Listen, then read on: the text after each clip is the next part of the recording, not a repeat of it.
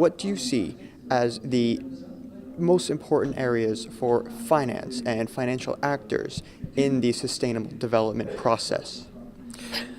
The United Nations is saying, since we started this process, we have to rethink the way we have been pursuing sustainable development. So we're not talking about how much the SDGs will cost. That's not the approach we are promoting. The financial sector comes as a key. It has to change the way it invests. And you have already heard last year at the Climate Change Summit, just before that, companies are announcing that they will be differently investing $50 billion, $100 billion instead of fossil fuels, renewables.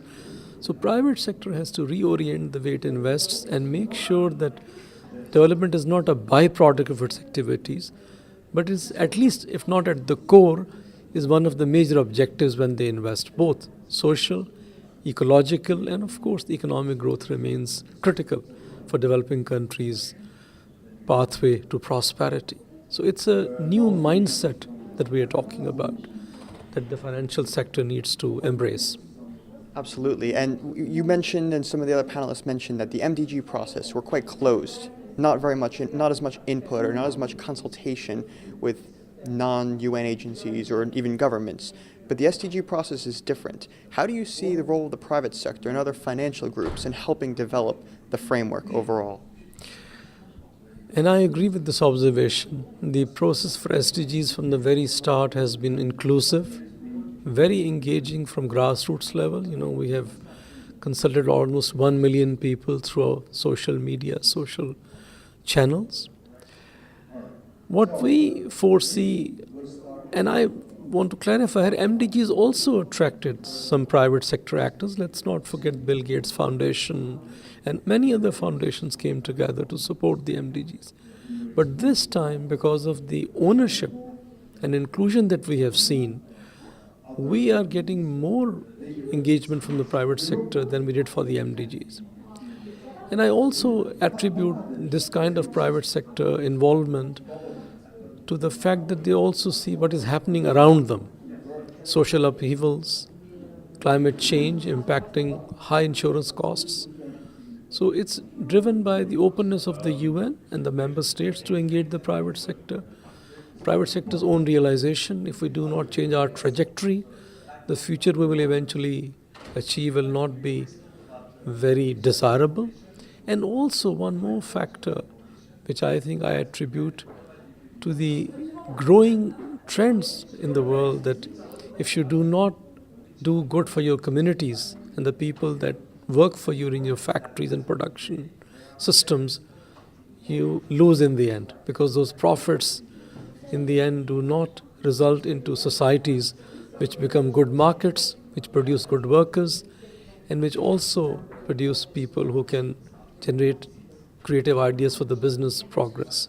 So it's the combination of number of variables that have come together where private sector is going to, we are very optimistic, engage in a far more visible and intense fashion than it did previously. And let's not forget, clear recognition by governments. Without partnerships, this agenda cannot be achieved. And that's a message which is unequivocal from all sides, developing countries, developed countries, and of course, the Secretary General has been repeatedly saying this. No one government can achieve it without the support of the private actors. And you just said before about supporting communities. Now, in the private sector, it's the entire sector itself. It's not just the big banks on Wall Street or some big corporations, but oftentimes small and medium enterprises on the ground in North America, South America, Africa, Asia. How does the UN, or what are some of the ways that the UN helps support these very small, very local businesses? Well, first of all, UN's convening power, which is both at the global level and national level, gives it the unique position to bring together communities and the member states to generate and agree on agendas which are at the heart of issues that we are trying to address. SDGs is just one example. Once you have agreed on these norms, they become global obligations, although not enforceable by law, but they are obligations that they assume. So what the UN does at the operational level through UN Development Program, through UN Women, through UNICEF, through ILO, through WHO, it mobilizes the community first through knowledge. They are aware of their rights and the commitments their leaders have made.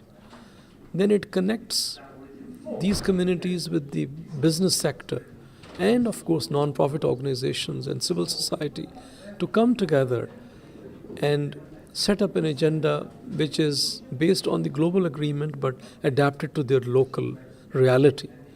And then these communities are empowered to whatever extent the UN can play a role, and of course through the governments, that they can not only demand but build a framework where all actors can come together and identify their common objective, common good, and work towards it. And I have learned so many companies, Tata from India is an example, sometimes even companies like Pepsi, and they are doing whatever they can do for their communities because they understand without successful citizen in this world, they have neither markets nor workers.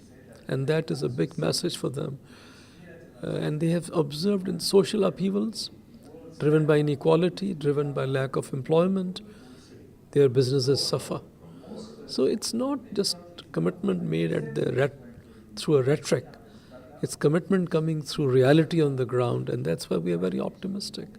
This time around, there will be a shift which we are calling transformative, both in terms of investing in the future and focusing on the community's welfare where you're operating those businesses.